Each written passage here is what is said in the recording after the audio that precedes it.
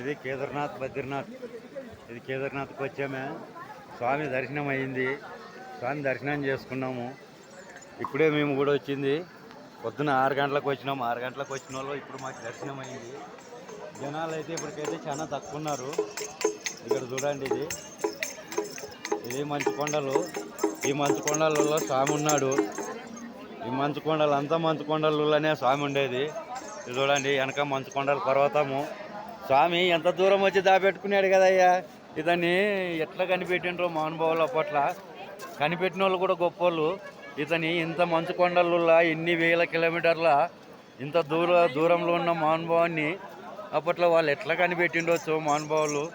మరి ఈ పెద్ద మంచి ఇంత దూరం వచ్చి ఈ అడవిలో కూర్చుంటే బాధ ఇతనికి ఏమొచ్చిందో. మరి ఇతను కైలాసవాసుడు అంటే ఇదేనేమో ఈ పెద్ద మంచి కైలాసము. మరి ఇది కైలాసవాసుడా మరి పరమేశ్వరుడు ఎట్లా ఇది పెద్ద మంచిని. మరి పెద్ద మంచి దేవాలయం ఇది దేవాలయం ఇతంది పెద్ద మంచిది. ఇక్కడ భక్తులు కొంతమందికి ఇది చుట్టుగా ఇతని దేవాలయం చుట్టూ వెనక చూస్తావా మేఘాలు, మంచు కొండలు. అంతా మంచు కొండలలో భగవంతుడు నిండార్లో దాగి ఉన్నాడయ్యా స్వామి. ఎవరికో ఎంతో పుణ్యం చేసుకున్న వానికైతేనే ఈ దర్శనం అవుతుందని పెద్దలు అంటుండ్రు. ఎంతో పుణ్యఫలం చేసిన వానికి అయితేనే ఇంత దూరం వచ్చి ఇతను దర్శనం చేసుకొని ఇతన్ని మన ప్రేమతో మనని ఆదరించేవాడు ఉన్నాడంటే ఎంతో పుణ్యఫలం ఉండి ఎన్నో మన పెద్దలు చేసిన పుణ్యఫలం ఉంటేనే ఈ కార్యక్రమం ఈడి వరకు రావచ్చు అంటున్నాడు. ఈడి వరకు రాగలుగుతున్నారు అంటుండ్రు. దేవుని లీల లేకపోతే మనం ఒక అడుగు వేసి ఇక్కడ రాలేమన్నా. ఇక్కడ వాతావరణం కూడా అట్లే ఉంటుంది. ఇక్కడ చలిదానం అట్లే ఉంటుంది. ఇక్కడ అందరూ సాధులు అందరు ఉన్నారు, మహానుభావులు అందరు ఉన్నారు. మహానుభావులకి వీళ్ళు చూడండి, అందరూ సాధులు సన్యాసులు అందరూ దేవాలయం కాడికి వచ్చి ఇటు పెద్ద మంచి ఇక్కడి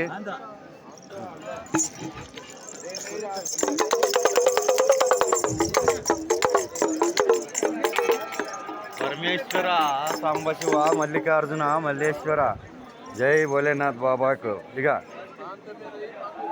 నడేసుకో స్వామి స్వామోళ్ళు ఉండాలి, నీకే ఉండాలి. అది నీకు ఉండండి అంటే ఏవో ఈడ చూడండి, ఇది వీడియో పెట్టినాను.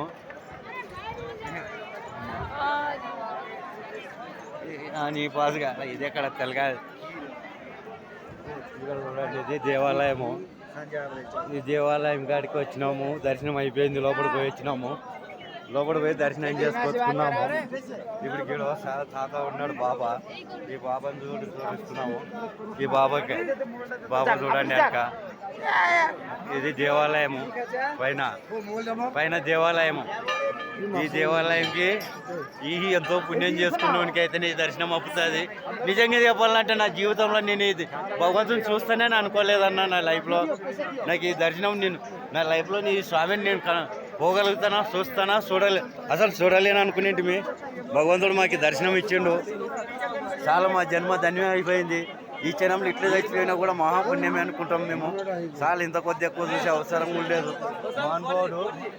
మహానుభావుడు పెద్దోడు స్వామి దుబాయమ్మ ఎంత కష్టపడి వాళ్ళు మంచి ఉదయస్తులు ఉంటే వాళ్ళ కష్టం లేకుండా కూడా దేవాలయం కాడికి తోలుకొచ్చుకునే భగవంతుడు ఇతని.